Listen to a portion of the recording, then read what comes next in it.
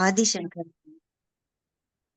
ஆதிசங்கரர், புத்தர், நபிகள், இயேசு, வள்ளலார், திருவள்ளுவர் என பல்வேறு முக்கிய தலை சித்தர்களையும் ஞானியர்களையும் நமக்கு அறிமுகப்படுத்தி அவர்களின் வாழ்வையும் அவர்கள் சொல்லி சென்ற கருத்துக்களையும் நம் மனதில் ஆழமாக புரிய வைத்த அருள்நிதி என் சோமசுந்தரம் ஐயா அவர்களுக்கு நன்றி.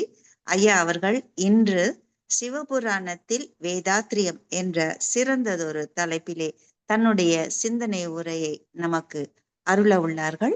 தமிழ் ஆனந்த யோக அருட்தொண்டர்கள் மற்றும் மெய் அன்பர்கள் அனைவரின் சார்பாகவும் ஐயா அவர்களை வாழ்க வளமுடன் என்று வாழ்த்தி வரவேற்கிறோம். வாழ்க வளமுடன் ஐயா. வணக்கம் அம்மா, வாழ்க வளமுடன். குரு வாழ்க, குருவே துணை. தமிழ் ஆனந்த யோகம் மூலமாக உங்களை எல்லாம் சந்திப்பதிலே பெரும் மகிழ்ச்சி அடைகிறேன். அன்பு உள்ளங்களே, ஆன்மநேய பெரியோர்களே, உள்ளுவது என்பது நம்மை உயர்த்துவதாக இருக்க வேண்டும். ஆகையினாலேதான் உள்ளுவதெல்லாம் உயர் உள்ளல் என்று சொன்னார்கள். அதை இன்றைய காலகட்டத்திலே பாசிட்டிவ் திங்கிங்னு சொல்லுவாங்க. நாம் ஒரு வகையிலே நம்மை மேம்படுத்திக் கொள்வதற்காக எத்தனையோ பக்தி மார்க்க பாடல்களை பயின்றிருப்போம். அதனிலே சிறப்பானது சிவபுராணம். மாணிக்க வாசக பெருமான் சிவபுராணத்திலே எப்படியெல்லாம் சிவ தத்துவத்தை சிறப்பாக விளக்கினார்கள், அதனுடைய உட்பொருளை நாம் உணர்ந்து கொள்ள வேண்டும் என்பதற்காக விளைவு கொண்டு வலியுறுத்தி பேசிய நிலைகள் எல்லாம் உண்டு. அந்த வகையிலே ஒவ்வொரு வரிகளும் ஒவ்வொரு வார்த்தையும் நம்மை சிந்திக்க வைப்பது. அதே நேரத்தில் இன்றைய நவீன கால விஞ்ஞானியான மெய்ஞானத்தை விஞ்ஞான முறையிலே தருகின்ற, கடவுள் கோட்பாட்டை விஞ்ஞானத்தை ஒப்புநோக்கி தருகின்ற வேதாத்திரி மகரிஷி அவர்களுடைய வேதாத்திரிய நெறிகள் எல்லாம் எந்த வகையில சிறப்பாக அந்த கருத்துக்களோடு ஒத்துப்போகிறது என்பதை சந்திப்பதற்காக இன்றைய சிறப்பான நல்ல நாளிலே சந்தித்திருக்கிறோம். ஏகன் அநேகன் இறைவன் அடிவெல்க, இந்த ஒரு வார்த்தையிலேயே ஒன்றே குலம் ஒருவனே தேவன் என்பதை, அந்த ஏகத்துவம் என்று சொல்லக்கூடியது என்று சொன்னால் மூலம் ஒன்றாகவே இருக்க முடியும். பல இடங்களிலே இன்னும் புரியாமல் படைப்பு கோட்பாட்டை விளக்கி கொண்டிருக்கிறார்கள். படைப்பு கோட்பாடு என்று ஒன்று இருக்கிறது என்று சொன்னால் அங்கே படைத்தவன், படைப்பதற்கான பொருள், படைக்கப்பட்ட பொருள் மூன்றும் இருக்கும். அப்படி மூன்றாக விளக்கிய படைப்பு கோட்பாடுகள் எல்லாம் தவறு என்று உணர்ந்து கொள்ளுகின்ற வகையிலே அருட்தந்தை மகரிஷி அவர்களோ உலகம் படைக்கப்படவில்லை, பரிணாமமே என்று விளக்கி இருக்கிறார்கள். அது மட்டுமல்ல, நான் யார் என்ற ஆராய்ச்சியிலே நம்மை நாமே திரும்பி பார்த்து கொள்ளுகிற போது நமக்குள்ளே பார்க்க சொன்ன ஒரு நிலை, அதுவும் கூட சிவபுராணத்திலே ரொம்ப அழகாக சொல்லுவார்கள். கரம் குவிவார் உள்மகிழும் கோன்கடல்கள் வெல்க என்று. நாம் இரு கரங்களை எடுத்து இறைவனை கும்பிடுகிறோம் என்று சொன்னால், இந்த கரம் குவிவார் உள்மகிழும், அவங்களுக்குள்ளேயே அந்த இறைவன் இருக்கிறார் என்பதை மிக சிறப்பாக குறிப்பிட்டிருக்கின்றார்கள் என்பதை நாம் அறிவோம். அப்படி கரம் குவிவார் உள்மகிழும் கோன். அப்படிப்பட்ட பெருமைக்குரிய ஏகனை, ஒன்றானவனை, அனைத்தும் ஆகிய பெரும்பொருளை. ஏனென்று சொன்னால், நான் யார் என்று திரும்பி பார்க்கிறோம். முதலிலே உடல் தத்துவத்தை பிரித்து பார்க்கிறோம். பஞ்சபூத தத்துவங்களாக இருக்க காண்கிறோம். அதனாலதான் விநாயகரை கூட 5 கரத்தனை, காணபத்தியம், கணநாதன், பஞ்சபூத கணங்களுக்கு நாதன் என்று சொன்னார். பருப்பொருள்கள் எல்லாவற்றையுமே பிரித்து கொண்டே வருகிறோம். தோற்றமாக தெரியக்கூடிய பருப்பொருட்களை பிரித்து கொண்டே வருகிற போது இறுதியாக எஞ்சி நிற்கிறது அணுதானே. அந்த அணுவையும் பிரிக்க முடியாது என்ற சிந்தனை கடந்து பிளந்து கண்டார்கள். அணுவினுடைய மையத்திலே மைய கருவாக இயங்கிக் கொண்டிருக்கக்கூடிய தத்துவம் சிவ தத்துவம் என்று கண்டார்கள். சிவசக்தி தத்துவமாக கண்டார்கள். அதாவது இருப்பும் இயக்கமும் ஒன்றிணைந்த ஒரு நிகழ்வுதான் அந்த மையக்கரு என்பது. அப்படி அணுவுக்கு அணுவாய் அப்பாலுக்கு அப்பாலாய் கணுமுற்றி நின்ற காட்சியும் காட்டி என்று விநாயகர கோயிலிலே பாடியது போல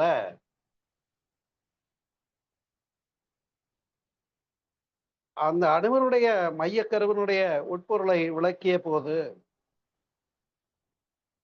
அதை சொல்லாமல் சொன்னதுதான் சிவமில்லையேல் சக்தி இல்லை, சக்தி இல்லையேல் சிவமில்லை என்று சொல்லி அர்த்தநாரீஸ்வரராக காட்டினார்கள். இயக்கத்தை கழித்து விட்டால் இருப்பு அங்கே மிச்சமாகும். அந்த இருப்பு நிலை என்று சொல்லக்கூடியது. அந்த இருப்பாகிய நிலை பேறு என்பது அதைத்தான் ஒன்றானவன் என்று சொன்னதை ஏகன் அந்த ஒன்றாகிய பெரும்பொருளே அனைத்துமாக மலர்ந்த சிறப்பு. அது எப்படி மலர்ந்ததுங்கிறது அங்கே ஒரு புறம் சிவபுராணம் விளக்கி கொண்டிருக்க, இங்கே நம்முடைய அருட்தந்தைவர்களோ சுத்தவெளி சுழலலை விரிவலை என்று குறிப்பிட்டு விடுகிறார். அதுல ரொம்ப அழகு என்னன்னு கேட்டா, நம்ம பின்னோக்கி போன பாதையில பஞ்சபூதங்களை கடந்துதான் செல்ல வேண்டி இருக்கிறது. இப்பொழுது பஞ்சபூத நவகிரக தவம் நிகழ்த்தியது போல அப்படி அந்த மண், நீர், நெருப்பு, காற்று, விண் கடந்து விண் தத்துவம் தாண்டி இருக்கக்கூடியது காற்று என்பது நமக்கு தெரியும். காற்றினுடைய வெளிப்பாடாக வந்த ஒலியை இறைவனுடைய முதல் பரிமாணமாக கருதியதும் உண்டு. அதனால்தான் பைபிள்ல ஆதியிலே ஒலி இருந்தது என்று வருகிறது. ஆனால் நாம் அதற்கு முன்னரும் சென்று சிந்திக்கிறோம். அழுத்தம் என்று தொடங்குகிறோம். இந்த அழுத்தம் எங்கிருந்து வந்தது என்று கண்டார். அதை காந்தம் என்று விளக்கினார் அருட்தந்தை மகரிஷி அவர், இல்லையா? அந்த வகையில ஏகன் ஒன்றானவன் இயங்கிய போது சக்தி என்ற ஆற்றலோடு இரண்டானவன். அதுவே காந்தமாக மலர்வதற்கு சுழன்றது என்பது நாம் அறிவோம். அந்த சுழன்ற ஒரு இயக்கம் நுண்விண்ணாம் என்று வேதாத்திரி மகரிஷி அவர்கள் சொல்கின்றார்கள். த லீஸ்ட் விரலிங் பார்ட்டிகிள் என்று சொல்லக்கூடியது. அதை விஞ்ஞானபூர்வமாக சொல்ல போனால் ஈத்தர் என்று சொல்லுகின்றார்கள். ஆகாசத்திலே இருக்கக்கூடிய த லீஸ்ட் பார்ட்டிகிள். அதே போல இந்த பிரபஞ்சம் பெரிய கமண்டலம் கடந்தும் விண்ணிலே இருக்கிறதும் நுண்துகள் தான், இயக்கம்தான். அந்த அணுவை உடைத்து உள்ளே பார்க்கின்ற போதும் நுண்துகள் தான், இயக்கம்தான். அப்ப அந்த இயக்கத்தை கழித்து விட்டால் இருப்பு அங்கே மிச்சமாகும் என்பதை சொல்லுவதற்காகவே சிவபுராணத்தினுடைய அத்துணை நிலைகளிலும் பேசியிருக்கிறார்கள் என்று சொன்னால் சிறப்பு. என்று சொன்னால், புரிந்தோ புரியாமலோ நாம் இதுவரையிலும் சிவனோ விஷ்ணுவோ பல்வேறு வடிவ தத்துவங்களாக மலர்த்தி கொடுத்தது அடிப்படையான சில பேருண்மைகளை நமக்கு புரிய வைக்கிறதுக்கு தேவைப்பட்டது அப்படிப்பட்ட மேம்படுத்துதல்கள், புனைந்துரைகள். ஏன்னா உருவம் இல்லானை என்று சொல்லுற இடமும் பின்னாடி வருது, அதை நாம பார்க்க போறோம். அப்படி ஆகையினாலே ஏகன் அநேகன், வெளி இயக்கம், அலை. அலை என்றால் மோதுதல், பிரதிபலித்தல், இடையியங்குதல், ஊடுருவுதல் என்றெல்லாம் உண்டுன்னு நமக்கு தெரியும். அப்ப அதைதான் விஷ்ணு தத்துவமாக சுழற்சியை சொல்லி, பின்னர் கணபதியை சொல்லி காந்தத்தை உணர்த்த நம்முடைய அருணகிரிநாதராலும் கூட வியந்து பாடிய இடம் அது.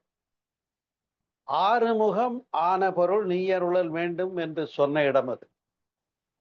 அப்ப அந்த பேருண்மையை விளக்கியது மகரிஷி தான் என்று சொன்னால் சிறப்பு தானே. எனவே அப்படிப்பட்ட அந்த இறைவனை புறமே தேட வேண்டியதில்லை. நீங்க கும்பிடுறீங்களே அக வழிபாடு. இப்ப அந்த கும்பிடு என்று சொல்லும் போது நான் கூட அடிக்கடி சொல்லுவேன், உங்களுக்கு ஞாபகம் இருக்கும். நான் கும்பிடும் போது அதை அரை கும்பிடு அன்றோ என்று ஒரு கவியிலே வரும். பனி மலரெடுக்க மனம் நன்னேன் அப்பனி மலரினும் நினையே இருத்தி நான் கும்பிடும் போது அரை கும்பிடு அன்றோ என்று பாடுவோம். கும்பிடும் போது நான் அவனை பிரிச்சு வைக்கிறேன். வெளியில பார்க்கும்போது அந்த இறைவனை நான் தனியா வச்சு கும்பிடுறேன்.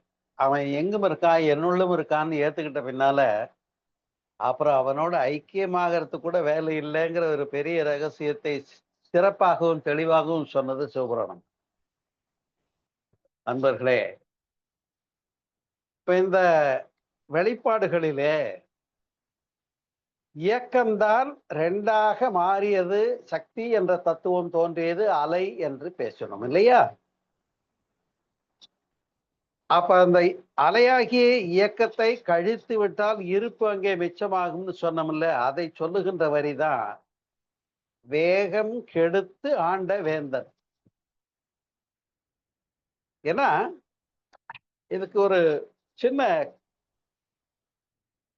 புராண கதை ஒண்ணு சொல்ல விரும்புகிறேன். பார்வதிக்கு கர்ப்பபங்கம் பல முறை நிகழ்ந்திருக்கிறது. திருவிளையாடல் படத்துல கூட பார்த்திருப்பீங்க. ஒரு முறை நடனம் ஆடுவதிலே சிவபெருமான் அவர் தாண்டவக்கோன், தில்லையம் அம்பலன் இல்லையா, இந்த பேரியக்கமாய் பிரபஞ்சமாய் ஆடிக்கொண்டிருக்கக்கூடிய ஊழி பெருநடனம் என்று சொல்லக்கூடியது ஆடிக்கொண்டிருக்கிறவரோடு சக்தி போட்டி போட்டாங்களாம்.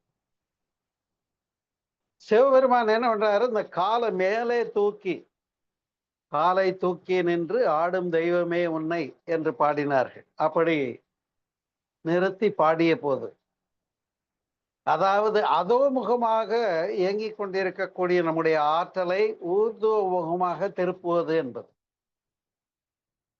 அந்த நிலையிலே சிவமாகி மேல் நோக்கி நின்றுவிட்ட பின்னர் இயக்கமாகிய சக்திக்கு அங்க வேலையே இல்லை, இருப்பு தான் மிச்சம் என்பதை சொன்ன வரிதான் வேகம் கெடுத்தாண்ட வேந்தன் அடி வெல்க. இந்த காலை மேல தூக்கணும் தான் சிறப்பு. அந்த அம்மா நாணி போய் நிக்கிற மாதிரி, இப்படி தலை குனிஞ்சு நிக்கிற மாதிரி பார்வதியை சித்தரித்திருப்பார்கள். நீங்க கோயில்கள்ல பார்த்திருப்பீங்க. எனவே அந்த வெளி என்று சொல்லக்கூடியது எப்படி என்ன என்றால், நாம் வேதாந்திரியம் படிச்சதுனால நாம தெரிஞ்சிருக்கிறோம். வெட்டவெளி பாழ்னால ஒண்ணுமில்லை என்பது. இப்ப இந்த ஒண்ணுமில்லைங்கிறத உடைச்சு பேசுறதுக்கு ஒரு தைரியம் வேணும். ஏன்னா ஒன்றானவன் உருவில் இரண்டானவன், அப்ப 2ஆகி 3ஆகி 4ஆகி 5ஆகி இத்தனையுமாய் யாவையுமாய் அல்லவுமாய் என்று பாடுகிறார்கள்.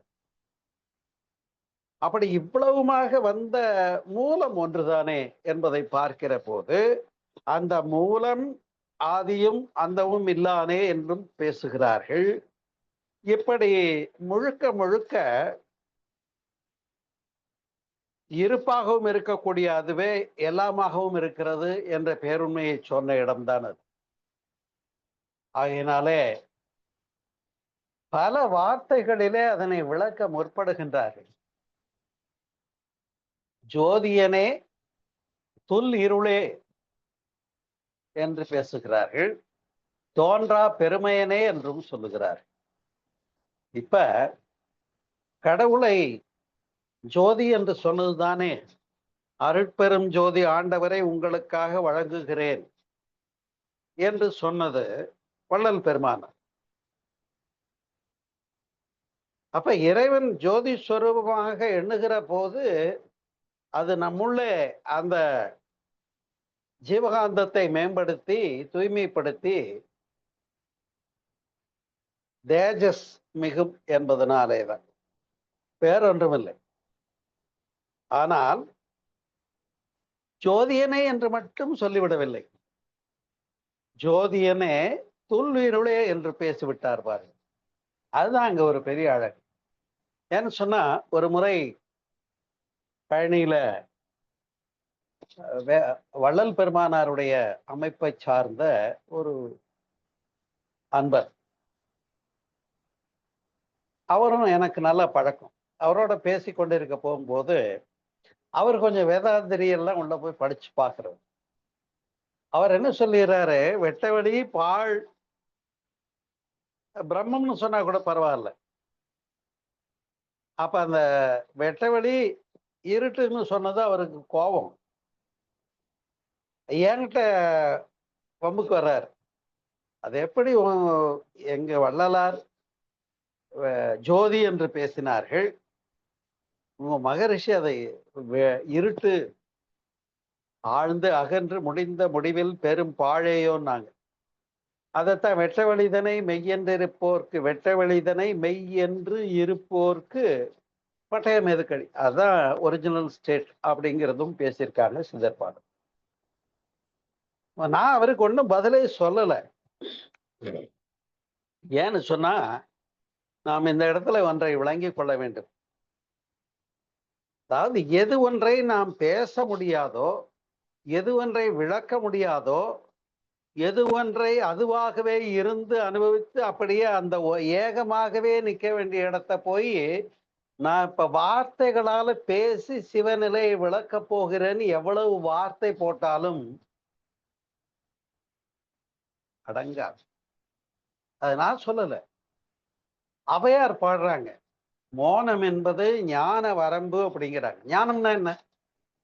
ஞானம்னா enquiry about what is what. எது என்ன, எங்கிருந்து எதுவாக, ஏன் எப்படி என்ற கேள்விகள், இதுதானே ஞானம். இப்ப இறைவன் எப்படி இருக்கிறான் என்று திரும்பி பார்க்க போறோம். போன இடத்துல என்ன ஆனோம்? நாம பாழாய் போகிறோம். அதாவது நான் என்ற முனைப்பு பாழாய் போகும். ஒன்று. ரெண்டாவது, அதை வெட்டவெளி ஒண்ணுமில்ல பாழ்னு சொன்ன உடனே, ஓ இவர் கடவுளே இல்லைன்னு சொல்றாரு போல இருக்குன்னு நீங்க நினைச்சிட வேண்டாம். கடவுளுக்கு பவரே இல்லைன்னு சொல்றாரு போல இருக்குன்னு நினைச்சிட வேண்டாம். ஏன்னு சொன்னா, எப்படி அணு என்பதே மிகவும் நுணுக்கமானது, அதனுடைய மையக்கரு என்பது இன்னும் நுணுக்கமானது. அந்த மையக்கருவிலே சுழலும் பகுதி என்பதிலே உள்ள மைய புள்ளி சிவம் என்றால் நாம் அதனால்தான் ஜோதியனே துல் இருளே தோன்றா பெருமையனே என்று பாடுகின்றார். இது தோன்றா துணைநாதர் சன்னதின்னு ஒரு கோயில் இருக்கு. அந்த இறைவன் நமக்கெல்லாம் பின்புலமாக இருந்து நம்மை இயக்குகிறார். அதனால்தான் அவனருளாலே அவன் தாழ் வணங்கின்னு ஒரு வார்த்தையை போட்டாங்க. அந்த இடம் அங்க புரியும் பாருங்க. அவனை புரிந்து கொள்ள வேண்டும் என்று சொன்னால் அதற்கும் அவனுடைய அருள் வேண்டும்னா யாருடைய அருள் வேணும் சொல்லுங்க பார்ப்போம். அவன் அறிவாக ஞானியருக்குள்ளே மிளிர்கின்றான். அந்த ஞானியர்கள் குருவாக வேதாந்திரியாக சொன்னார். வேதாந்திரியத்தை நாம் விளங்கினோம். இப்ப அது போன்ற ஞானியருக்கு பின்புலமாக இருந்து அவருடைய அறிவாக இருந்து இயக்கி நம்மை உணரப்பண்ணுகின்றவன் யார் என்று கேட்டால் அதுதான் தோன்றா பெருமையனே என்பது. பாருங்க எவ்வளவு அழகு. ஜோதியனே சொல் இருளே. இதுதான் எனக்கு இந்த இடத்துல நான் குறிப்பிட்டு விளக்க விரும்புகிறேன். தோன்றா பெருமையனே என்று பாடுகிறார். என்னென்று சொன்னால் அது ஆதி முதல் தொடக்கம் என்றைக்கும் உள்ளது, எப்போதும் உள்ளது, நீக்கமர நிறைந்தது, எல்லாம் வல்ல தெய்வம். அது எங்கும் உள்ளது, நீக்கமர. சொல்லால் மட்டும் கணித்து விட முடியாது. அத கூட ஒரு பெண் தன்னுடைய தாயினிடத்துல கேட்கிறாள், மணாளனோடு ஆடிய சுகம் என்ன என்று கேட்டால் நான் என்ன சொல்லுவேன்னு அவள் திகைக்கிறாள் தாய். அது போலத்தான் இந்த இடத்துல பேச முடியாம திகைப்பு நமக்கு வரணும், வரும். ஆமா, அதுவாகவே ஆகி போன இடத்துல பேச்சொன்றும் இல்லையே. பேச்சு உரை அற்ற இடம் என்று பேசி இருக்கிறார்கள்.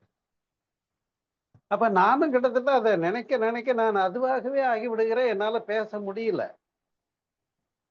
அந்த அளவுக்கு ஆதியனே அந்தம் நடுவாகி. அந்தம் ஆதி அந்தம் ரெண்டு வார்த்தை வந்துருச்சு. ஆதினா தொடக்கம், அந்தம்னா முடிவு. இப்ப முடிவு எதுன்னு சொல்லுங்க பாப்போம். இந்த ஆதியாகிய இறைநிலை சுழன்றது, இயங்கியது, சக்தியாச்சு. சுழற்சி விஷ்ணுவாச்சு. அப்புறம் அது பரமாணு விண்துகளாச்சு. விண்துகள்னு ஆகாசம் ஈத்தர் வந்த உடனே, அதாவது காடு பார்ட்டிகள்னு விஞ்ஞானம் சொல்றது, அதுதான் பரமாணு. பரமசிவம் என்றாலும் அதுதான். சரியா?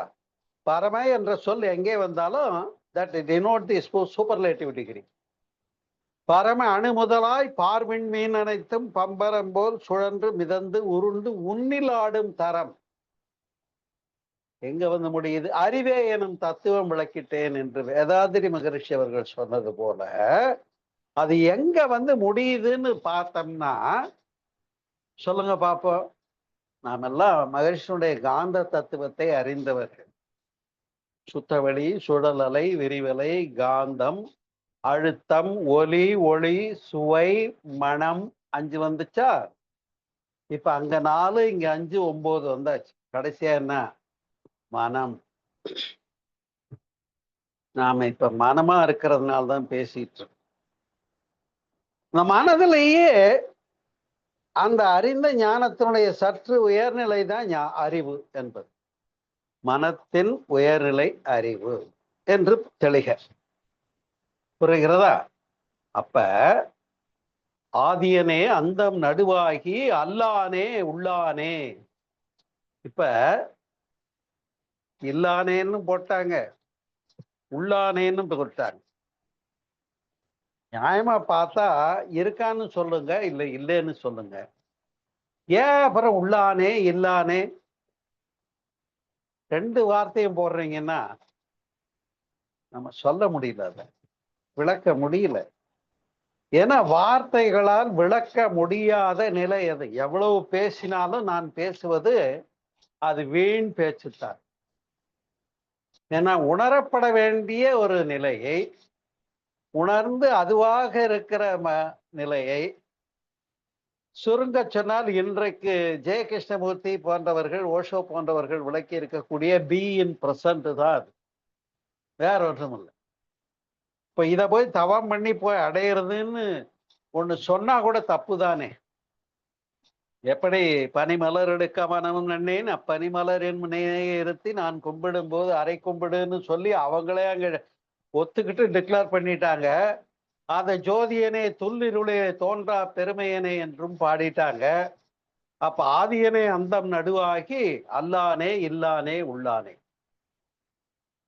அவ்வளவு தூரம் இந்த வார்த்தைகளில அழுத்தத்தையும் விளக்கத்தையும் மிகச்சிறப்பாக விளக்கியது சிவபுராணத்தினுடைய தனிச்சிறப்பு.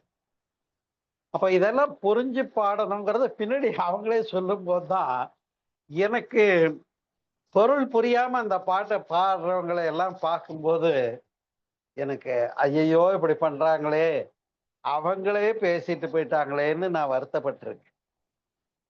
அதை பின்னாடி பேசுவோம்.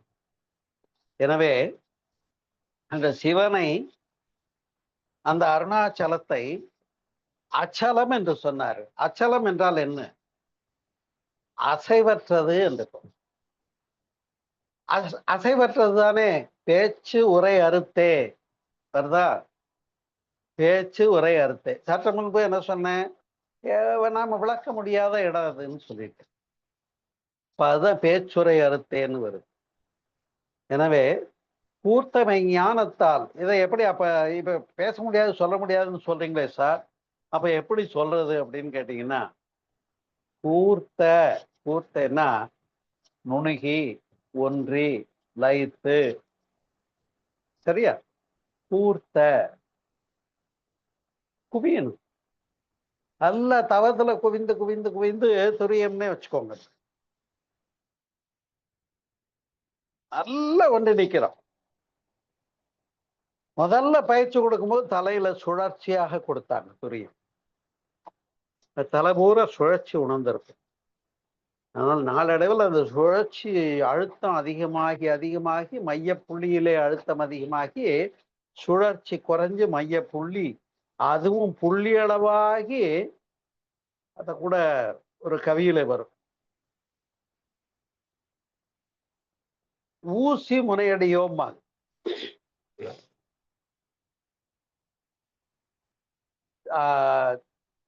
தீயின் மேல் ஊசியின் மேல் காலை ஒன்றி தவம் செய்தும்னு வரும் ஒரு கவி. இப்ப எனக்கு ஞாபகம் வரல.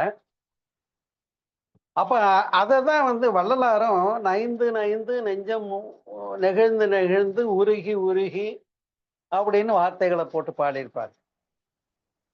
ஏன்னு சொன்னா அவ்வளவு கனியணும். இங்க நாம கனிஞ்சு பக்குவமாகி அவன் தானையா இருக்கான், நான் என்னத்தை நானுன்னு சொல்றதுக்கு வேலையே இல்லைன்னு. அதனாலதான் ஞானியர்லாம் யாம் வருவோம் யாம் இருப்போம்னு சொல்லுவாங்க.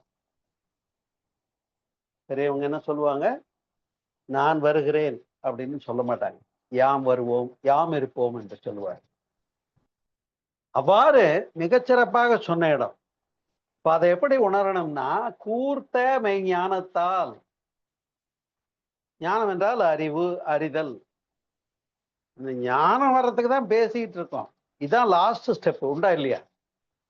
தவம், தற்சோதனை, குணநல பேரு, முழுமை பேரு. இது நமக்கு மகரிஷி கொடுத்த வேதாத்திரியம். ஆனா தவத்துக்கு இந்த பக்கம் என்ன? அப்ப அறிதல், அதான் ஞானம் என்று பேர். அப்படி இந்த கூர்த்த மெய் ஞானத்தால் நன்றாக ஒன்றி ஒடுங்கி உணர்ந்து நின்று அதுவாகி அந்த புள்ளியளவாகி அப்சல்யூட் ஆகி நாம போன இடத்துல, அப்ப துரியத்திலேயே துரியாதீதம் உள்ளதுன்னு மகிழ்ச்சி ஒரு முறை விளக்கி இருக்கிறார்கள் என்பதை இந்த இடத்துல பதிவு செய்யணும். துரியத்திலேயே துரியாதீதம் உள்ளது என்று. அப்ப ஒன்றி ஒடுங்கி என்ன ஆகணும்னா ஒண்ணுமில்லாம போகணும், பாழா போகணும். அப்ப இப்ப நான் உங்களை எல்லாம் வாழ்த்துறேன், பாழா போகணும், வாழ்க வளமுடன், பாழில் நின்று அமைந்து வாழ்க வளமுடன். சிறப்பு தானே? அப்ப கூர்த்தமை ஞானத்தால் கொண்டு உணர்வார் தம் கருத்தில் கருத்தில் கருத்தில் அது சரி. அப்ப அது உணர்ந்தவர்களுடைய அறிவிலே திளைப்பவனவன். அதனால்தான் அறிவேதான் தெய்வம் என்றார் தாயுமானார், அகத்ததுதான் மெய்ப்பொருள் என்று எடுத்து காட்டி அறிவதனை அறிவித்தார் திருவள்ளுவர். அதாவது அவர் பொருள் அல்லவற்றை ரொம்ப கோபமா சொல்றாரு. அப்பா பொருள் தேடி காலம் பூரா ஓடிக்கிட்டு இருக்கு. ஒரு நாளைக்கு 10 மணி நேரம் 12 மணி நேரம் பொருள் தேடி ஓடுறிய, 8 மணி நேரம் ஓடு பரவாயில்ல, 12 மணி நேரம் ஓடுறான். அப்புறம் ரெஸ்ட்டுக்கு ஒரு 7-8 மணி நேரம் விட்டுருங்க, அப்புறம் மிச்சம் தான் வாழறாரு. அப்படி ஓடுறதுனால இப்படி பொருள் தேடி ஓடுறியன்னு கேட்டு பொருள் அல்லவற்றை பொருள் என்று உணரும் மருளானாம் மானா பிறப்பு. இந்த பிறப்பே இருக்கு பாரு, நீ இந்த வெளியில போய் பொருள் தேடி ஓடுற, எவ்வளவு சேர்த்து என்ன வரப்போகுதுன்னு கேட்டதுதான் அந்த குறள் இல்லையா? அப்ப அதை கூத்த மெய்ஞானத்தால் கொண்டுணர்வார் தம் கருத்தில் என்று அழகாக சொன்னார்கள். அது மட்டுமல்ல, அதனை நோக்கரிய நோக்கே நோக்க அரிய நோக்கே. ஏன்னா நோக்கி நோக்கி நோக்கி நோக்கி அங்க போன இடத்துல கடைசியில நாம ஒண்ணும் இல்லாம போனதுல நோக்கு அரிய நோக்கு, நோக்கரிய நோக்கே நுணுக்கு அரிய நுண்ணுணர்வே. ஒன்றி ஒன்றி லயித்து லயித்து நுணுகி நுணுகி கடைசியில என்ன ஆகிறோம்? ஒன்றமில்லாமல் பாழா. எனவே இந்த இடத்தை புரிஞ்சுக்கிட்டா இங்கேயும் ஒரு அழகான வரியை சொல்லை போட்டு விளக்குகிறார்கள் மகரிஷி. நம்ம அருட்தந்தை மகரிஷி அவர்கள் சொன்ன விளக்கமே தான், வேற ஒண்ணும் இல்லை. நாம உலகத்துல எல்லாவற்றையும் பார்க்கிறோம். கிறிஸ்டியானிட்டியில ட்ரினிட்டின்னு சொன்னாங்க, பிதா சுதன் பரிசுத்தாவி. இந்த ட்ரினிட்டிய பல சமயங்கள் மதங்கள் பேசுகிறது. ஏன் சைவ சித்தாந்தத்துல கூட எடுத்துக்கோங்களேன், அதுவும் சொல்லுது பதி பசு பாசம். பதி என்றால் இறைவன், பசு என்றால் ஆன்மா, பாசம் என்றால் பிணைத்திருக்கக்கூடிய இந்த உலகம். இப்ப இங்கேயும் ட்ரினிட்டி வந்துருச்சா? நான் என்ன சொல்றேன், இந்த மும்மைத்தன்மை பல நூல்கள்ல பேசியிருக்காங்க. அப்ப அந்த 3 இல்லாம போகணுங்கிறது ஒரு இடம். அப்புறம் நான் வாழும்போது இதெல்லாம் பிடிக்கும், இதெல்லாம் பிடிக்காது, இதெல்லாம் வேணும், இதெல்லாம் வேண்டாதது, இதெல்லாம் நல்லது, இதெல்லாம் கெட்டது, இப்படி ஏகப்பட்ட லிஸ்ட் வச்சிருக்கமா இல்லையா? ஒரு உதாரணத்துக்கு சொல்றேன், கோச்சுக்காதீங்க. இப்ப நான் ராவுகால இவங்கிட்ட பாக்குறது, ஏன்னு கேட்டா எல்லாமே அந்த பேராற்றலினுடைய நிகழ்ச்சி. காலம் பருமன் தூரம்னு வகுத்தார் இல்லையா? இப்ப அதுலயே காலம் வந்துருச்சு. அதுல நல்ல காலமும் வரும் கெட்ட காலமும் வரும் தெரிஞ்சிருக்கு. அப்புறம் ராகு காலம் என்ன பண்ணிடுமோ நான் ஏன் பயப்படணும்? அப்ப அதுதான் பஞ்சபூத நவகிரகங்களை பற்றியும் அதனுடைய ஆற்றலை பற்றியும் ஒரு தலைப்பு பேசியிருக்கேன், கவனிச்சிங்கன்னா தெரியும். அது ஞாயிறு திங்கள் செவ்வாய் புதன் வியாழன் வெள்ளி சனி பாம்பு 2 முறையே ஆசரு நல்ல நல்ல அவை நல்ல நல்ல அடியாரவர்க்கு மிகவே. அந்த சிவபெருமானுடைய திருவடியை சென்று சார்ந்தவர்களுக்கு இது எதுவும் ஒண்ணும் செய்யாது, போயான்ட்டாங்க. நான் அங்க நிக்கிறேன், சத்தியமாக சொல்லுகிறேன். நான் நல்ல நாள் கெட்ட நாள் அமாவாசை பௌர்ணமி எதையும் தெரியும் பார்க்கறது இல்லை. ஏன்னா அவனோட இருக்கையில எனக்கு அதை பத்தி கவலை என்ன வேண்டி கிடக்கு? எனக்கு என்ன 7 நாட்டு சனி நடக்குதா, இல்ல இன்னும் என்ன என்னமோ சொல்றாங்க அந்த ஜாதகத்துல ஜோசியத்துல, ஒண்ணுமே நான் எடுத்துக்கொள்வதில்லை. ஆகையினாலேதான் இப்ப இதை எதுக்காக சொல்ல வந்தேன்னு கேட்டா, நமக்கு வாழும்போது ஏகப்பட்ட நல்லது கெட்டது இருக்கு, உண்டா இல்லை? நல்லது கெட்டது, நல்லதெல்லாம் செய்யணும், கெட்டதெல்லாம் செய்யணும். ஆமா, இது தேவைதான். வாழும்போது எது நன்று எது தீது என்று தேர்ந்து நன்மைகளை மட்டுமே எடுத்துக்கொண்டு வாழ்வது என்பது வாழ்க்கையினுடைய நியதி. இயற்கை லா ஆஃப் நேச்சரை புரிஞ்சுக்கணும். அதை நம்மோடு சுயரித்துக் கொள்றோம். அதுதான் பஞ்சபூத நவகிரக தவம். அப்ப அந்த இடத்துல போய் வெற்றி பெற்றவர்களுக்கு ஒன்றும் தேவையில்லைன்னு அதுவும் நூல்கள்ல சொல்லப்படுது. எனவே கன்க்ளூஷன் என்ன அப்படின்னு கேட்டா, பகல் இரவு, இருட்டு வெளிச்சம், இருக்கு இல்ல, உண்மை பொய், ஆண் பெண், இன்பம் துன்பம், சுகம் துக்கம், நல்லது கெட்டது, விருப்பு வெறுப்பு, இதுக்கு எல்லாத்துக்கும் பேர் என்ன? இரட்டைகள்னு பேர். இந்த இரட்டைகளும் இல்லாம போற இடம் தான் துரியாதீனம். அதை மட்டும் புரிஞ்சுக்கிட்டீங்கன்னா வேற ஒண்ணு. ஏன்னா எனக்கு இப்படித்தான் இருக்கணும்னு நினைக்கும் போதே நாம அங்க நான் வந்துடுது, நான் இப்படிதான் இருக்கணும்ன்றது வந்துடுதுன்னு சொன்னா அப்ப நீ எங்க பிரம்மமா இருக்க? புரியுதா? நான் கேட்கிற கேள்வி புரியுதா? புரிஞ்சா சரி. புரியுதா? அதைத்தான் இப்ப வர்ற சிவபுராணத்தினுடைய வரி அழகா சொல்லுது. போக்கும் வரவும் இதான ரெட்டைகள்னு பேசுனேன். இப்ப போக்கும் வரவும் இல்லா புண்ணியனேன்னு சொல்லியிருந்தா கூட பரவாயில்லை. போக்கும் வரவும் நான் சொல்ற மாதிரி உணர்வும் இல்லா புண்ணியனே. அவங்கிட்ட போய் சேர்றதுன்னு ஒண்ணு இல்லை. கடவுள்கிட்ட போய் சேர்றது, இறைவனுடைய திருப்பாதங்களை என்றைக்கு போய் சேருவேனோ இறைவா உன் திருவடிக்கே, திருவடி பெருமை பாடி இருக்காங்களா இல்லையா? அடி முடி பேசியிருக்காங்களா இல்லையா? காடலைன்னு பேசியிருக்காங்களா இல்லையா இந்த இடத்த பத்தி? அப்ப இங்கதான் தாளும் இருக்கு தலையும் இருக்கு. நம்முடைய தலையில தான் அவனுடைய தாள் இருக்கு. நம்முடைய உச்சியில தான் நாம எங்க இல்லாம போறோமோ அங்க அவன் தொடங்குறான். நீ இருந்துகிட்டு நான் அடைய போறேன் அடைஞ்சிருவேன் அப்படின்னு சொல்ற வரைக்கும் நீ அவன் அடையணும். நான் என்ற முனைப்பு நீங்கிய இடத்துல பேசுவது நான் இல்லப்பா, எனக்குள்ள அவன் பேசுறான். நான் சொல்லல, இத பல ஞானியர்கள் பேசியிருக்கிறார்கள், வேதாதிரி மகரிஷியும் பேசியிருக்கிறார். ஆதாரம் உதாரணம் சொல்லிடுறேன். ஏட்டினிலே கை எண்ணமோ அகண்டாகாரம் எழுத்து தானே வரும் என்று சொல்லுகிறார். அந்த இடத்துக்கு வரணும். இது போல மகரிஷி அவர்கள் உரை நிகழ்த்துகிற போதுதான் என்னுடைய உள்ளத்திலே பல கேள்விகள் வந்து காத்துட்டு இருக்கும். இப்படி சொல்றாரு, இந்த இடத்துல ஏதோ இடிக்குது, அந்த இடம் புரியலையே அப்படின்னு நினைப்பேன். கேள்வி வரும்.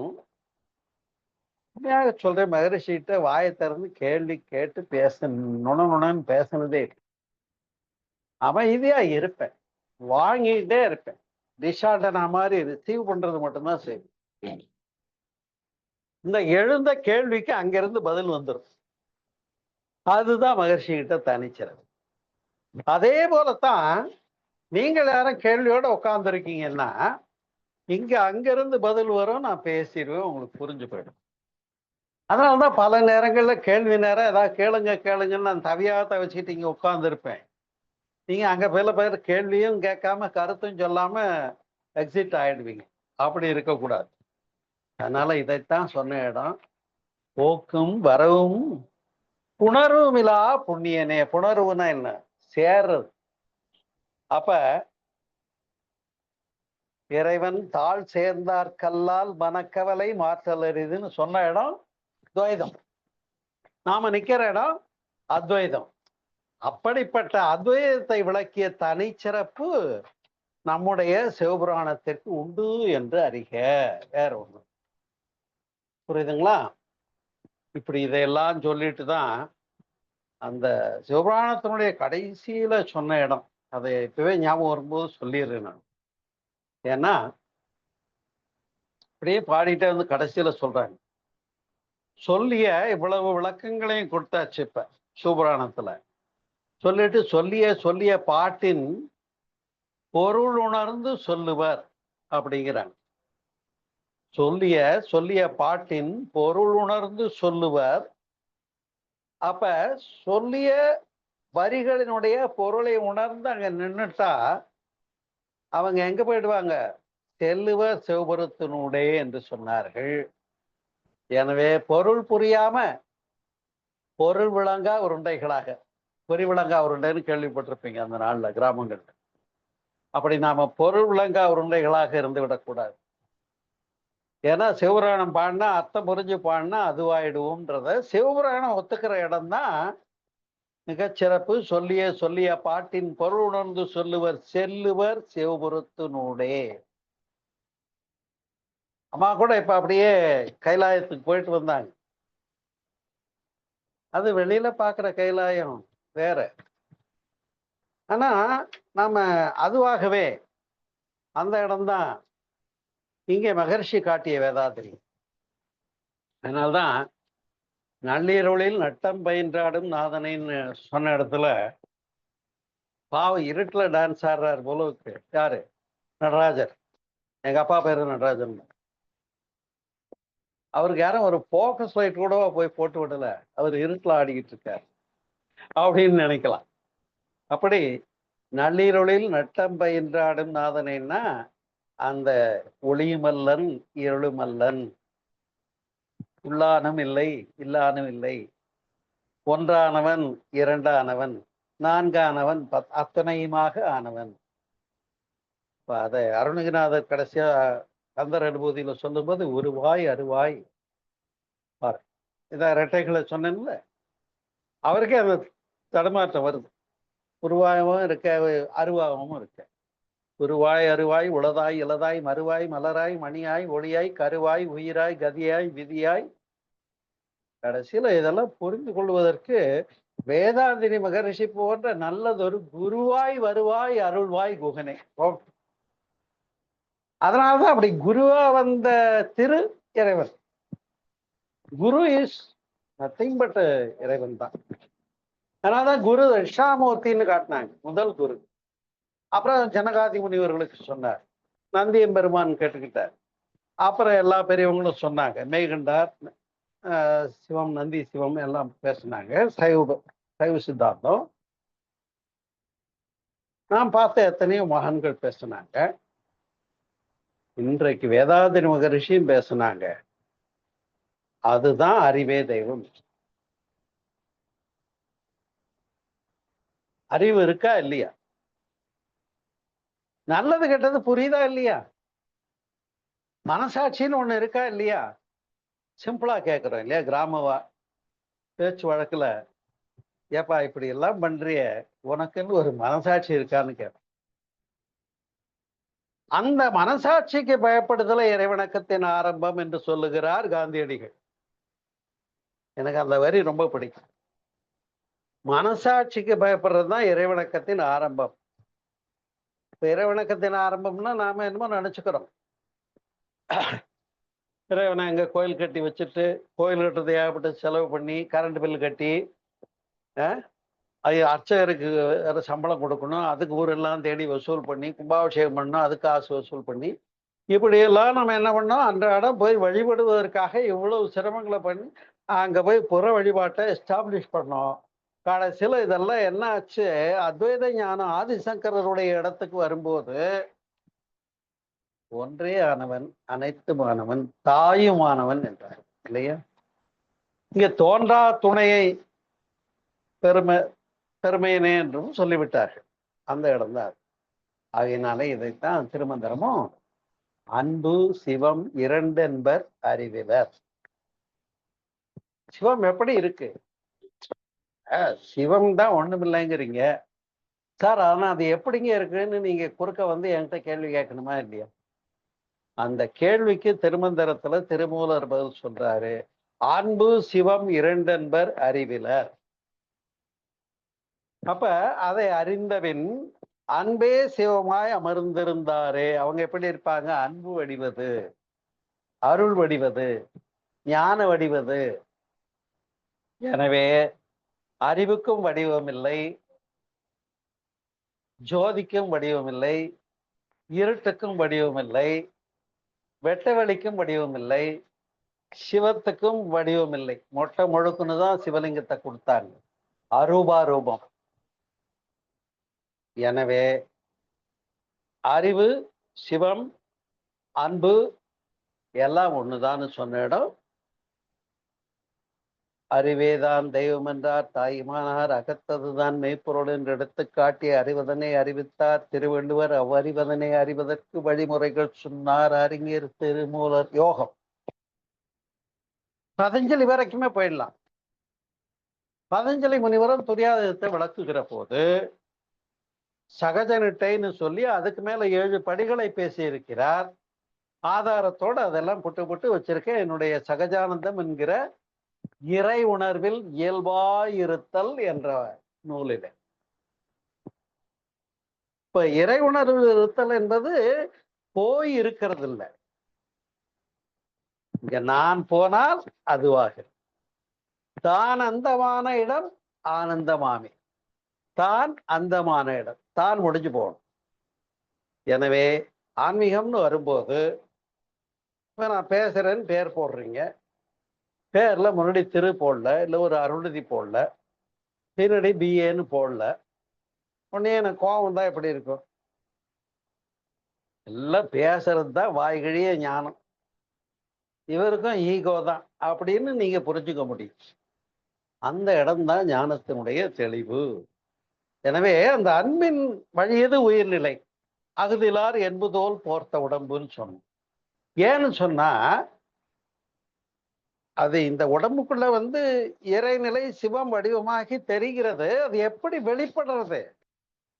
அன்பாக கருணையா. அதுதான் மகரிஷியா மாஸ்டர் கோர்ஸ்ல கொடுத்தாங்க. ஒரு ஃபைனல் டாபிக் தெரியுமா உங்களுக்கு? நான் மேடையில பல முறை மாஸ்டர் கோர்ஸ்ல சந்திச்சிருக்கேன். அந்த ஷெடியூல்ல இன்முகம்னு ஒரு தலைப்பு கொடுத்தேன், அன்பும் கருணையும். அப்ப அந்த கருணை என்பது வள்ளலார் சொன்ன ஜீவகாருண்யம் தானே, உயிர் கருணை தானே, வேற ஒண்ணும் இல்லையே. எல்லை கட்டியே வாழ்ந்துட்டு இருக்கீங்க, வாங்க வெளியே வாங்க அப்படின்னா, இருப்பா நான் ஏன் பாட பார்க்கவே கஷ்டமா இருக்கு, எனக்கு பத்தல, பணம் பத்தல, வாழ்க்கை வளங்கள் பத்தல, தேடிட்டு இருக்கேன். ஒருத்தனை கேட்டா படிச்சுட்டே வேலை தேடுறேங்கிறான், இன்னொருத்தனை கேட்டா வேலை கிடைச்சிருச்சு சம்பளம் பத்தலைங்கிறான், இன்னொருத்தனை கேட்டா சம்பளம் வந்துருச்சுங்க நல்லா தான் வருது ஆனா ப்ரமோஷன் வரணுங்கிறான். இப்படி நீ உலகாயுதமா ஓடிக்கிட்டே இருக்கிய மனுஷா, என்னைக்கு தெளிய போற நிக்க போறது? அததான் தன்னை அறிந்து சிவமான ஜாதி என்று சித்தர்கள் பாடுகிறார்கள். தன்னை அறிந்து சிவமான ஜாதி பெரிய ஜாதி என்று சித்தர்கள் பாடுகிறார்கள். இதையெல்லாம் சிந்திக்கிற போது அன்பு உள்ளங்களே, மிக சிறப்பாக நாம் அறிந்து கொள்ள முடிகிறது, உணர்ந்து கொள்ள முடிகிறது. சிவபுராணம் எல்லாம் இந்த அளவுக்கு சற்ற தெளிவாக விளக்கி மிக அழகாக சொல்லுகிறார்கள். ஏகன் அநேகன் இறைவன் அடிவெல்க, வேகம் கெடுத்தாண்ட வேந்தன் அடிவெல்க, கரம் குவிவார் உள்மகிழும் கோன் கடல்கள் வெல்க. இல்லையா? ஜோதியனே துள்ளிருளே தோன்றா பெருமையனே ஆதியனே அந்தம் நடுவாகி, அந்தம் நடு ஆகி, நடு மையப்புள்ளி இல்லையா பேசணும்ல, அந்தம் நடுவாகி. நடுன்னா இந்த தொடக்கம் முடிவு நடுன்னு அர்த்தம் வரும், ஆனா இது அந்த நடு. எனவே அப்படி அதையெல்லாம் உணர்வதற்கு கூத்த மெய்ஞானம் வேண்டும், அதைத்தான் பேசிக்கொண்டு இருக்கிறோம். எனவே இவ்வளவு தூரம் பாடம் கேட்டுட்டு அவரு எனக்கு எப்ப அருள்வாரோ தெரியல, நான் எப்ப அடைவனோ தெரியலன்னு யாராவது சொன்னீங்கன்னா எப்படி இருக்கும்? எனக்கு சொல்ல புரியுதா? இப்ப நீங்க அதை புரிஞ்சு அதுவா ஆயிட்டீங்க, அதுவா தான் இருக்கீங்கன்னு புரிஞ்சுட்டீங்களான்னு உங்களை பார்த்து நான் கேட்கிறேன். நீங்க கொஞ்சம் பிரமிச்சு போய் அதுவா நான் ஆகிறதா, அதுவா நான் ஆகிறதுன்னா இங்க ஏகப்பட்ட அரியர் பேப்பர் இருக்கேன் அப்படின்னு. அரியர் பேப்பர் உண்டுதான், நான் இல்லைன்னு சொல்லு. ஆனா அந்த மும்மலங்கள், வினைப்பதிவுகள், அருகுணங்கள், இந்த அரியர் பேப்பரை சொல்ற இதெல்லாம் நீங்கணுங்கிறது உண்மைதான். ஆனா நீங்காத போது இங்க எது பேசிக்கிட்டு இருக்குன்னா அதுதான் பேசிக்கிட்டு இருக்கு. எப்ப இந்த உடம்புக்குள்ள உயிரமா வந்துட்டோமோ இதுக்குள்ள பதிவுகள் உண்டா இல்லையா? எவ்வளவு நான் ஞானம் பேசினாலும் அங்க போய் நான் எப்படிப்பட்டவன்னு தெரியணும்னா நீங்க பழனிக்கு எங்க வீட்டுக்கு வந்து எங்க வீட்டுக்காரம்மாட்ட கேட்கணும், இவர் எப்படிங்க அப்படின்னு. அப்ப அவங்க சொல்லுவாங்க, எல்லாம் பேசுவார் சினம் தவிர்த்தல், அவரும் தான் பப்புன்னு கடிப்பாரு அப்படின்னு சொல்லிட்டாங்கன்னு வைங்க. அப்ப அந்த பதிவு முற்றிலுமாக போயிட்டா நாம ஏன் இங்க இருக்க போறோம்ன்ற ஒரு கேள்வி இருக்கு. ஆனா அந்த அரியர் பேப்பரை முடிச்சு பதவி நீக்கமாயி சுத்தமாயி சுத்தவெளியாகி அதுவாகி நிற்கிற இடத்துக்கு எவ்வளவு தூரம் கம்ம கிராஸ் பண்ணி போயிருக்கும்ன்றது அந்த பர்சன்டேஜ் வேறுபடும் ஆளுக்கு ஆள். மகரிஷியை போன்றவர்கள், வள்ளலாரை போன்றவர்கள், ரமணரை போன்றவர்கள்லாம் சுத்தமா அரியர் பேப்பர் முடிச்சுட்டாங்கன்னு வச்சுட்டா கூட, ஆனா நாம ஆன் தி வே தான். அதுக்காக எனக்குள்ள இறைவன் இல்லை என்று பொருள் அல்ல. என்னுள் நம்முள் அறிவே தெய்வம். அதனால்தான் சொன்னாங்க, அஞ்சுவதேன் துணிந்து உரைப்போம் அறிவே நான். அப்ப நீ யாருன்னு கேட்டா நீங்க என்ன சொல்லணும்? இப்ப அறிவே நான். அது என்ன அறிவு? எது என்ன? அறிவே தெய்வம். அப்ப நீ யாரு? நீ அறிவு, நீ அன்பு, நீ அது, நீ தான் தெய்வம். அப்ப நீ அதுதான் ஏற்றுக்கிட்ட பின்னால ரெண்டு இல்ல. அப்ப இதத்தான் ஏகன் அநேகன் என்று சொல்லி சிறப்பித்தது சிவபுராணத்தினுடைய தனிச்சிறப்பு என்று கூறி, இந்த இனிய மாலை போதிலே சிவபுராணம்ன்றது ஒரு எல்லை கட்டிய ஒரு கவி குன்று. அதுல இந்த இடங்கள் மிகச் சிறப்பாக நாம் உணர்வதற்காக வழங்கிய இடங்கள். எனவே சொல்லிய பாட்டின் பொருளுணர்ந்து சொல்லுங்கள், நீங்களும் செல்லுவீர்கள் சிவபுரத்தினுடைய என்று கூறி, சிவபுரம் கைலாயம் உங்களுக்குள்ளே இருக்கிறது, சிவம் உனக்குள்ளே இருக்கிறது, இறைவன் நமக்குள்ளே இருக்கிறார், அதுவாகவே இருக்கிறோம், இருந்து மகிழ்ந்து நிலைத்து உய்வோம் என்று கூறி, நீங்களும் உங்கள் அன்பு குடும்பமும் எல்லா வளங்களும் பெற்று சிறப்பாக வாழ இறைநிலையில் மனம் வைத்து மனதார வாழ்த்துகின்றேன். வாழ்க வளமுடன், வாழ்க வளமுடன், வாழ்க. நன்றி, வணக்கம். நன்றி ஐயா, வாழ்க வளமுடன். தொல்லையிரும் பிறவி சூழும் தலை நீக்கி அல்லல் அறுத்து ஆனந்தம் ஆக்கியதே, எல்லையில்லா மறுவழிக்கும் வாதவூரெங்கோன் திருவாசகம் எனும் தேன். அந்த தேனை போல எங்களுக்கு இன்னைக்கு காதுல தேன் பொழிந்ததுங்கய்யா. நன்றி, வாழ்க வளமுடன். இவ்வளவு நேரம் நமக்கு சிவபுராணத்தில் வேதாத்ரியம் என்ற தலைப்பிலே சிந்தனை உரை அருளிய அருள்நிதி என் பழனி என் சோமசுந்தரம் ஐயா அவர்களே, துரிய நிலையிலிருந்து அனைவரும் வாழ்த்துவோம். பழனி என் சோமசுந்தரம் ஐயா அவர்கள் வாழ்க வளமுடன். ஐயா அவர்களின் ஆன்மீக தொண்டு வாழ்க வளமுடன்.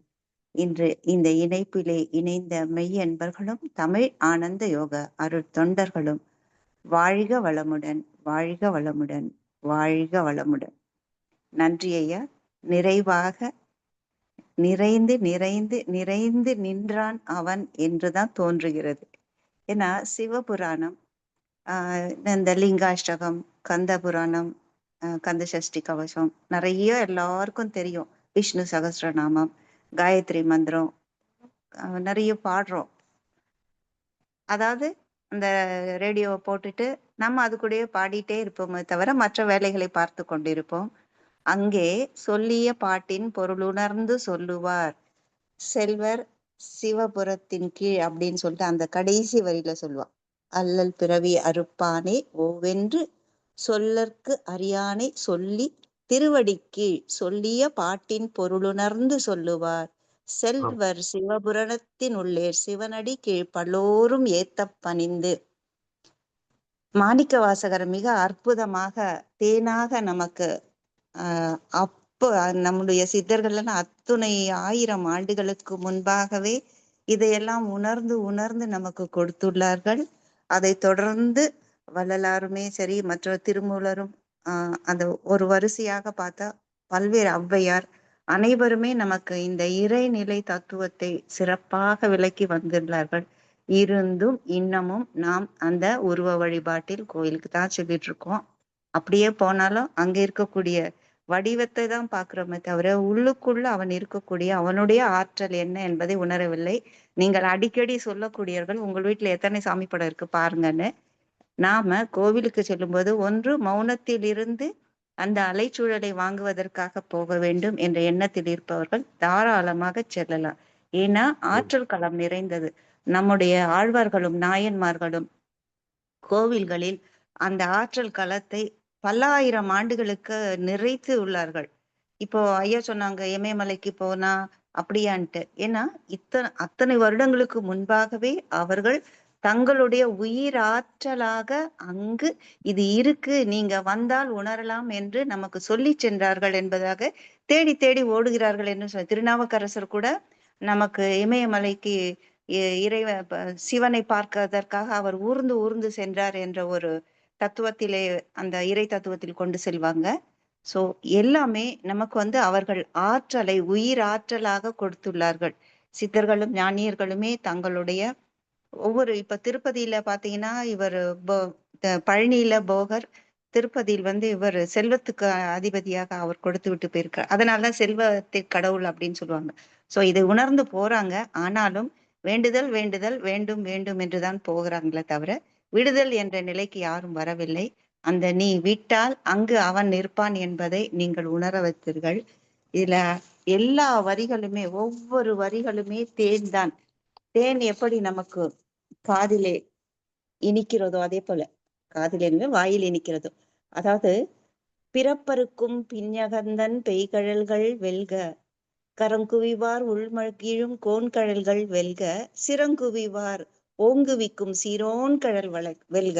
அதே மாதிரி அடுத்து சொல்லுவாங்க, புல்லாகி பூடாய் புழுவாய் மரமாகி பல்விருகமாகி பறவையாய் பாம்பாகி கல்லாய் மனிதராய் பேயாய் கணங்களாய் வல்லசுரராகி முனிவராய் தேவராய் செல்லா நின்ற இத்தாவர சங்கமத்தில் எனும்போது வேதாத்ரி மகரிஷி நமக்கு உயிரின தன்மாற்றம் இறைநிலையோடு ஒவ்வொரு அந்த ஓரறிவு முதல் ஆறறிவு வரைக்கும் வந்தது. அந்த பாட புத்தகத்துல படிக்கும்போது எனக்குள் எழுந்த ஒரு அளப்பரிய ஒரு மகிழ்ச்சி.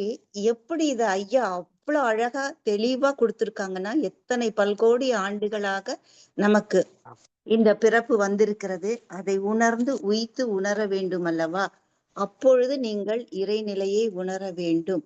எல்லா பிறப்பும் பிறந்திழைத்தேன் எம்பெருமான் மெய்யே உன் பொன்னடிகள் கண்டின்று வீடுற்றேன், உய்ய என் உள்ளத்துள் ஓங்காரமாய் நின்ற மெய்யா விமலா விடைப்பாகா வேதங்கள் ஐயா என ஓங்கி ஆழ்ந்து அகன்ற நுண்ணியனே. இந்த ஆழ்ந்து அகன்ற நுண்ணியனே என்னும்போது நம்ம துரிய நிலையில் நின்று ஆழ்ந்து ஆழ்ந்து ஆழ்ந்து ஒடுங்கி ஒடுங்கி உள்ளே செல்லுங்கள் என்னும்போது நிச்சயமாக நமக்கு மகரிஷி அவர்கள் அருளியது அத்துணை சிவபுராணத்தையும் நமக்காக தவமாக அருளி உள்ளார்கள். அடுத்ததாக சோதியனே சொல்லியிருக்கீங்க. சோதியனே தாயிற் சிறந்த தயாவான தத்துவனே, மாசற்ற ஜோதி மலர்ந்த மலர்ச்சுடரே, தேசனே தேனார் அமுதே சிவபுரனே, பாசமாம் பற்றறுத்து பாரிக்கும் ஆரியனே, நேச அருள் புரிந்து நெஞ்சில் வஞ்சங்கெட. இங்க அருகுண சீரமைப்பும் கொண்டு வந்துறாரு, பாசம் பற்று விடுக்கணும்ன்றதையும் கொண்டு வராரு. இதெல்லாமே சொல்லிட்டு கடைசியா நீங்க அந்த ஒரு நோக்கரிய நோக்கி நுணுக்கரிய நுண்ணுணர்வே, போக்கும் வரவும் புணர்வும் இலா புண்ணியனே. அந்த போக்கும் வரவும் தான் அடிக்கடி சொல்லுவாங்க. நம் மனதில் போக்கு இருக்கு, வரவு இருக்கு, போயிட்டு வந்துட்டு இருக்கு. புணர்வும் இலா புண்ணியனே. மிக அற்புதமான வார்த்தைகளை நீங்க சொன்னீங்க. அங்க ஒண்ணும் இல்லாம நிற்கக்கூடிய தன்மைதான் அந்த புணர்வு என்று சொன்னீங்க. சோ போக்கும் ஒன்றுமே இல்லாமல் நிற்கக்கூடிய இடம் அந்த புணர்வு. போக்கும் வரவும் புணர்வும் இல்லா புண்ணியனே. மிக அற்புதமாக சொன்னீங்க ஐயா. போற்றி புகழ்ந்திருந்து பொய்கெட்டு மெய்யனார் மீட்டு இங்கு வந்து வினை பிறவி சாராமே கள்ள புலக்குரம்பை கட்டழிக்க வல்லானே, நல்லிருளில் நட்டம் பயின்றாடும் நாதனே. இப்ப சொன்ன மாதிரி நீங்க நல்லிருளில் நட்டம் பயின்றாடும் நாதனே என்பது அவரை ஏன் இருட்டுல ஆடிட்டு இருக்காருன்னு சொன்னீங்க. அந்த இருளாகி அவன் நிற்கிறான். அவன் ஒன்றும் இல்லாமல் நிற்கிறான். சிவம் சக்தி அவனே அதுவாகி நிற்கிறான். நீங்கள் அதுவாகும் போது உங்களுள் அமைதி, அந்த மௌனம் நிலைத்து விடும். அது நீங்கள் என்று உணர்வீர்கள். அறிவே தெய்வம், அதுவாகவே இருக்கணும். நீங்க அரியர் பேப்பர் வச்சுக்கிட்டு தான் நிறைய பேர் நிக்கிறோம்னு நினைக்கிறேங்க ஐயா. இன்னும் நம் தொடர்ந்து நம்முடைய ஆசிரியர்கள், பேராசிரியர்கள், மூத்த பேராசிரியர்கள் அனைவருமே மகரிஷி தத்துவத்தை நமக்கு அளித்து இன்னும் நாம் நுணுகி நுணுகி செல்வதற்கான படிக்கட்டுகளாக நின்று நாங்கள் அதில் பயணிக்க வேண்டும் என்பது உணர்ந்து இருக்கிறோம். இன்னும் உணரவில்லை போல் இருக்கு. ஏன்னா சிவபுராணமே எப்பவோ வந்ததே இன்னுமே நமக்கு தெளிவு வரல மக்களுக்கு. ஏன்னா எனக்கு என்னுடைய உறவினர் ஒருவர் சொன்னாங்க, அவங்க சேர்ல உட்கார்ந்து 1 மணி நேரம் ஆனாலும் பூஜையில உட்கார்ந்துருப்பாங்கம்மான்னு. ஏன் 1 மணி நேரம்? 1 நிமிஷத்திலேயே தன்னை உணரலாமே அப்படின்னு எனக்குள் தோன்றியது. நான் சொல்லல. இப்ப சூப்பர். நீங்க சொன்ன மாதிரி அவருக்கு நான் பதில் அளிக்கவில்லை என்றீங்க. சோ அந்த இடத்தில் மௌனம் நின்றால் அது நாம ஒன்றே குலம் ஒருவனே தேவன். அதே மாதிரி கிறித்துவத்துல பிதா, சுதன், பரிசுத்த ஆன்மா சொன்னீங்க. அந்த பரிசுத்த ஆன்மா அதுதான் நாம தூய பெருவெளி அப்படின்னு சொல்றோம். அந்த தூய பெருவெளி அதுவென்றால் அப்ப நாம் என்ன அப்படின்னா இது கொஞ்சம் கலங்கப்பட்ட உடல் அல்லவா? எனவேதான் இப்போ நம்மை சுற்றிலும் சூழ்ந்தும் தூய தெய்வீக ஆற்றலே நிறைந்தன என்று நாம் தவத்திலே சொல்லும் பொழுது மகரிஷி நமக்கு அருளக்கூடியிருக்க அந்த வார்த்தைகள் எப்படி ஒரு உண்மையான அது நாம் இறைநிலையை உணரக்கூடிய வார்த்தை என்று உணர்ந்து உள்ளேன் ஐயா. மற்றவர்களும் உணர வேண்டும்.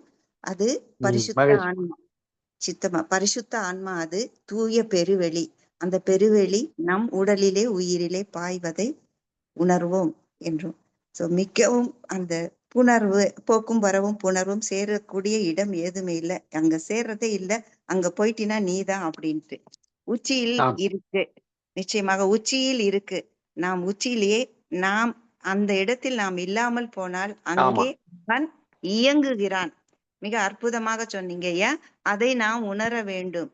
இல்லாமல் போகும் நான் எனும் நிலை முனைப்பு நீங்கினால் அந்த இடத்தில் இறைவன் நிற்கிறான் என்பதை மிக சரியாக எடுத்துரைத்தீர்கள். அந்தமான இடம் ஆனந்தமாமி. அதுதான் அது நிறைவாக தான் அந்தமான இடம் ஆனந்தம் என்று நிறைவு செய்த சிறப்பாக இருந்தது. ஏதேனும் அன்பர்கள் கேள்வி கேட்க விரும்பும்னா கைகளை உயர்த்தலாம்.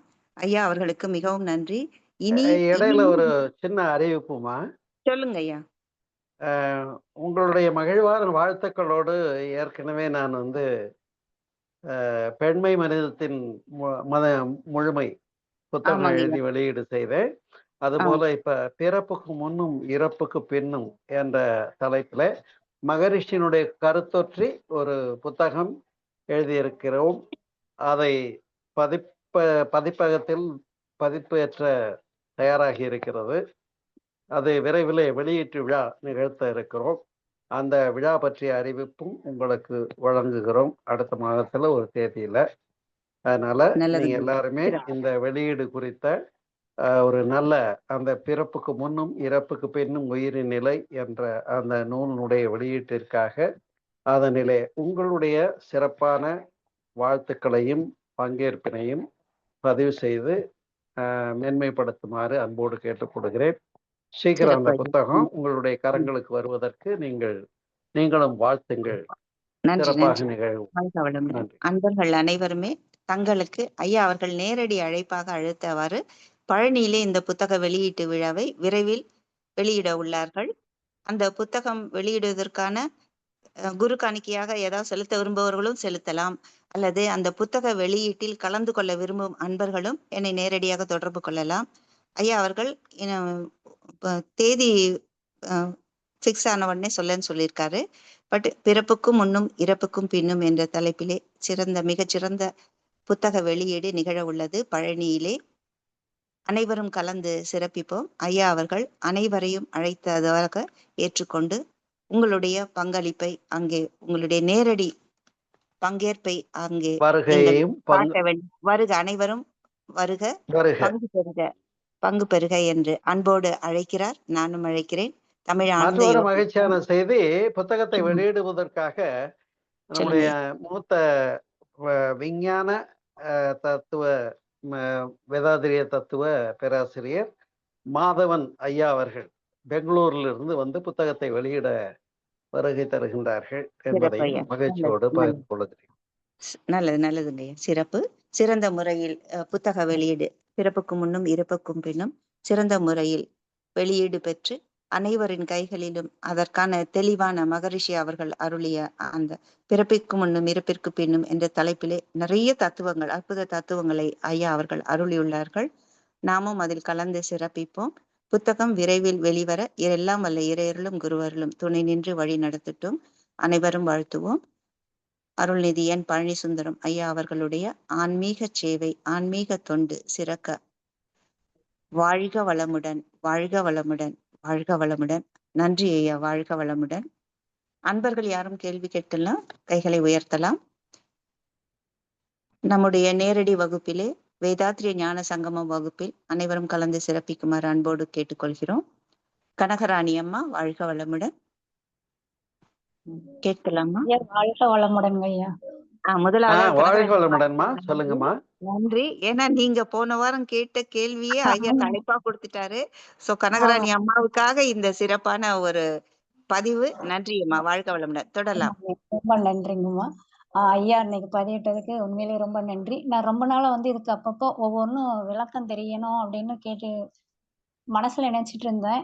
அப்புறம் அது இன்னைக்கு விளக்கமாய் கிடைச்சது. நம்மளாம் ஃபர்ஸ்ட் இந்த மனவளக்கலை, இந்த விளக்கங்கள், தத்துவங்கள்லாம் நம்மளுக்கு கேட்கறதுக்கு முன்னாடி கோயிலுக்கு போனா சும்மா புக் எடுத்து பாடிட்டு வந்துருவோம். அர்த்தம் புரியும், இந்த அளவுலாம் அர்த்தம் புரியாது. ஆனா நம்ம மகரிஷியின் தத்துவங்களை கேட்கும் போதுதான் இறைநிலையோட அத்தனை தத்துவங்களும், மகரிஷி கொடுத்த அத்தனை தத்துவங்களுமே இந்த சிவபுராணம் ஒவ்வொரு வாக்கியத்திலையும் இருக்கு அப்படிங்கறத புரிஞ்சுக்கிட்டோம். அதை இன்னும் நீங்க விளக்கமா அதை எடுத்து சொல்லும் போது இன்னைக்கு ரொம்ப ரொம்ப நல்லா இருந்ததுங்க. ரொம்ப நன்றிங்கய்யா. ஐயா ஒரே இதுல மட்டுங்கய்யா, தில்லையில் கூத்தனை தென்பாண்டி நாட்டனே அப்படின்னு ஒரு லைன் வருது இல்லைங்களா ஐயா? ஆமா. அது அது என்னங்கய்யா? தில்லைன்னா சிதம்பரம். தில்லையில் கூத்தாடுகிறவனே, அது புற வழிபாட்டு நிலையில தான் அதை குறிப்பிடுகின்றார்கள். ஏன்னா அந்த சிவபெருமான் எந்த சிவனை பாடுகிறேன் என்று சொன்னால் சிவலிங்கத்தை கூட அவர்கள் குறிப்பிடவில்லை அந்த இடத்துல. இல்லையில் கூத்தனேன்னா கூத்தாடுறவன் என்ன கூத்து? ஊழி பெருநடனம் என்று பெயர். அந்த ஊழி பெருநடனம்னா இந்த காஸ்மிக் பவரா, காஸ்மிக் எனர்ஜியா அவன் இருந்து இயங்கிட்டு இருக்கான்ற பிலாசபிய சொல்ல வந்த இடம் சிதம்பரம். அதனாலதான் பஞ்சபூத ஸ்தலங்கள்ல விண்ணுக்குரிய ஸ்தலம் சிதம்பரம் என்பதை எல்லோரும் அறிந்திருப்போம் இல்லையா? அதனால தில்லையுள் கூத்தனே, சிதம்பரத்துல டான்ஸ் ஆடிக்கிட்டு இருக்கிறவனே, தென்பாண்டி நாட்டானே இல்லையா? நம்முடைய தென்பகுதி தானே, இந்தியாவுக்கு தென்பகுதி தானே தமிழ்நாடு. அதுல தென்பகுதி சிதம்பரம். இன்னும் சொல்ல போனா மையம் அது. இப்ப நீங்க சொன்னது ஏற்கனவே நம்ம தெரிஞ்சிருக்கிறோம். நம்மளோட தத்துவத்துல இதுல வேற மாதிரி வருதா அப்படிங்கிறதுக்காக ஒரு கேட்டேங்க ஐயா. இல்ல, இது புற வழிபாட்டு வார்த்தைகள் விளக்கம் தான் இந்த இடம். இதுல பிலாசபி ஒண்ணு. சரிங்க, பிலாசபி உங்களுக்காக விளக்கியாச்சு. சிவனைன்னா சிவலிங்கத்தை வழிபடாமல், அதை நினைந்து கொள்ளாமல், காஸ்மிக் டான்ஸ் என்று சொல்லக்கூடிய காலை தூக்கி நின்று ஆடும் தெய்வமாகிய அந்த ஊழி பெரு நடனத்தை குறிப்பிடுகின்ற தத்துவம் தான் நடராஜர் என்று பேசியிருக்கிறேன். சரி சரிங்க அம்மா, ஏதாவது சொல்ல. நன்றி அம்மா. இப்ப ஐயா சொன்னாங்கல்ல, அந்த காலை தூக்கி நின்றாடியவன் அப்படின்னு சொன்னாங்க இல்லையா? அதுவும் இல்லாம இது பக்தி வழியா பாத்தீங்கன்னா, ஒரு புத்தகத்துல படித்தது, பக்தி வழியா போகும்போது அந்த தில்லையுள் நடராஜன் நடனம் ஆடுகிறார் அப்படின்னு. இப்ப ஐயா சொன்னது அந்த ஊழி பெரு நடனம் அப்படின்னு சொன்னாங்க. அது எங்க? தில்லை நம்முடைய அது சிதம்பரம். அது சிதம்பரம் அப்படின்னு ஒரு புத்தகத்துல நான் படித்தது. அந்த மையம் நம்முடைய உச்சியில், ஓகேவா, உச்சியில் நடனம் ஆடக்கூடிய அவன் என்றுதான் பொருள் நான் இதுவரைக்கும் புரிஞ்சிட்டு இருக்கேன். இப்ப ஐயா சொல்லும்போது, அதாவது வடிவாக நினைப்பவர்களுக்கு தில்லை சிதம்பரம் என்றும், நாம யோக ஞான மார்க்கத்தில் நடப்பவர்களுக்கு நம்முடைய துரியம் தான் நம்முடைய அது சிதம்பரம். வடலூருக்கு போனீங்கன்னா அங்க சிதம்பரமோ பொன்னம்பலமோ வள்ளலாறு காட்டியிருக்காரு ஞான சபையில. சரி, சரிங்கய்யா. சரிங்கய்யா. ம். நன்றி இப்ப அம்மா. அம்மா சிறந்த கேள்வி, பாத்தீங்கன்னா, நல்ல ஒரு புரிதல். நன்றி அம்மா. நன்றி. வாழ்க வளமுடன். வாழ்க வளமுடன். மிக்க நன்றிங்கய்யா. வாழ்க வளமுடன். நன்றி. வாழ்க நன்றி. வளமுடன். நிறைவு செய்து கொள்ளலாம். இன்றைக்கு மிக அற்புதமான இந்த தலைப்பில் திருவாசகம் எனும் தேன் என்றிலே நமக்கு மிக அற்புதமாக சிந்தனை உரை அருளிய ஐயா அவர்கள் வாழ்க வளமுடன், வாழ்க வளமுடன், வாழ்க வளமுடன். இந்த நிகழ்வினை கேட்ட நீங்களும் உங்கள் அன்பு குடும்பமும் வாழ்க வளமுடன். ஏன்னா நிறைய பேரு நம்ம படிக்கிறோம், ஒப்புவிக்கிறோம், அவ்வளவுதான். அந்த மனநத்திலேயே போயிடுதே தவிர, இப்போ எப்படி படிச்சு எழுதி மார்க் வாங்கினா போறோம் அப்படின்னு போயிடும். அதே மாதிரி நிறைய நானும் சொல்லுவாங்க, நான் ஒரு அன்பர்களை பார்த்த, நான் திருவாசகம் படிக்கிறேன், திருவம்பாவை படிக்கிறேன், எல்லாமே படிக்கிறேன் அப்படின்னு சொன்னாங்க. ஆனா அவர்களுடைய செயல்களில் எந்த மாற்றமும் இல்லை என்பதை நாங்கள் உடனிருந்து பயணித்தவர்களுக்கு நிறைய பேருக்கு தெரியும்.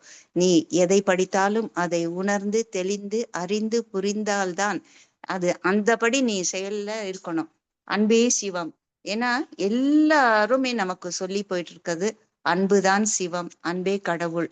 அதுதான் அந்த தன்மையில் நாம் இருக்கிறோம். இப்ப அடிக்கடி நமக்கு நம்முடைய ஞான ஆசிரியர் நன்மணி ஐயா சொல்ற அன்பு, கருணை, மகிழ்ச்சி, ஆனந்தம், ஆரோக்கியம் எல்லாமே உங்களுக்குள் இருப்பாய் இருக்கிறது. திரை போட்டு இருக்கு. அந்த திரையை நீக்கினால் நீ அதுவாகலாம். அந்த அதுவாகும் போது அங்கே மௌனம். நான் ஆயிட்டேன் யாரோ நம்ம பட்டயம் சொல்லிக்க முடியாது. அதுவானால் நீ மௌனமாகி விடுவாய். அந்த கரெக்ட். நிலைப்பாட்டோடு நாம் இருப்போம். நன்றி ஐயா. வாழ்க வளமுடன். நிறைவு செய்துக்கலாங்க ஐயா. வாழ்க வளமுடன். நம்முடைய தமிழ் ஆனந்த யோகத்திலே துரிய தவம் நாள்தோறும் நடைபெறுகிறது. வெள்ளிக்கிழமைகளில் கருமைய சாந்தி தவமும், சனிக்கிழமைகளில் ஆரோக்கிய தியானமும் நடைபெறுகிறது. திங்கள் முதல் வெள்ளி வரை திங்கட்கிழமைகளில் மாலை நேரத்தில் தூய வேதாத்திரிய காந்த தத்துவம் ஞான ஆசிரியர் நன்மணி ஐயா அவர்கள் அருள்கிறார்கள். அடுத்து புதன்கிழமைகளில் நம்முடைய மூத்த பேராசிரியர்களை கொண்டு வேதாத்ரி மகரிஷி அவர்களுடன் இணைந்திருந்த அனைத்து மூத்த பேராசிரியர்களை கொண்டு நமக்கு கருத்துரைகள், சிந்தனை உரைகள் வழங்கப்படுகிறது.